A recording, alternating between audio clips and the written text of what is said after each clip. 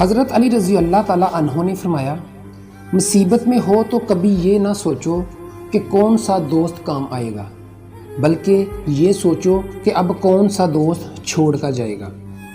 حضرت علی رضی اللہ تعالیٰ عنہ نے فرمایا، دنیا دھوکے باز، نقصان دینے والی اور جلد فنا ہو جانے والی ہے، اس لیے خدا نے دنیا کو نہ تو ثواب دینے کے لیے پسند فرمایا اور نہ ہی عذاب دینے کے لیے۔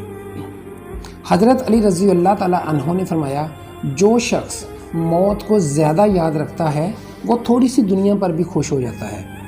حضرت علی رضی اللہ تعالیٰ عنہ نے فرمایا، زندگی کو بدلنے میں وقت نہیں لگتا، لیکن وقت کو بدلنے میں زندگی لگ جاتی ہے۔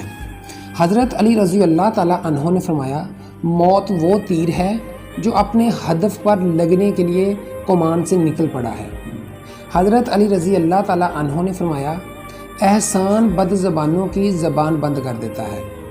حضرت علی رضی اللہ تعالیٰ عنہ نے فرمایا، جو تمہارے مقدر میں ہے وہ تم تک پہنچ کر رہے گا۔ آپ رضی اللہ تعالیٰ عنہ فرماتے ہیں، جو ظلم کے ذریعے عزت چاہتا ہے اللہ اسے انصاف کے ذریعے ذلیل کرتا ہے۔ حضرت علی رضی اللہ تعالیٰ عنہ نے فرمایا، مرد کا زیادہ ہنسنا اس کے وقار کو برباد کر دیتا ہے۔ آپ رضی اللہ تعالیٰ عنہ فرماتے ہیں، ماں باپ کی اطاعت اور ان کے ساتھ احسان اعمال صالحہ میں سب سے افضل کہے جانے کے لائق ہے۔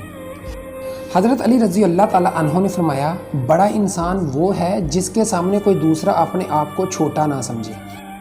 حضرت علی رضی اللہ تعالیٰ عنہ نے فرمایا، بات تمیز سے اور اعتراض دلیل سے کرو، کیونکہ زبان تو حیوانوں کی بھی ہوتی ہے مگر وہ علم اور سلیقے سے محروم ہوتے ہیں۔